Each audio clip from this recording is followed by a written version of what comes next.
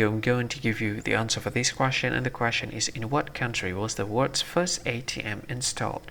Well, now I'll give you the answer for this question, and the correct answer for the question is United Kingdom. So that is the answer for the question, United Kingdom. That's the answer.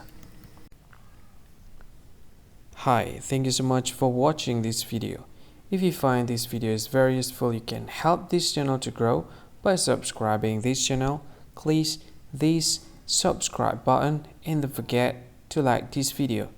And if you find this video is not really good, or you don't really like this video, or you kind of feel that it's a little bit offensive or something like that, you can click this one, dislike button. You can do that anyway.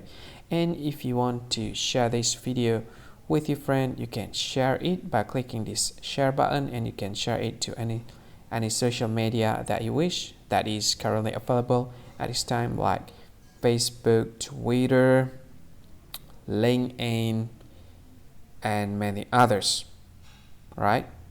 And if you want to add this video to your playlist, you can click this one. You can watch this video later, and you can find more options by clicking these three dots.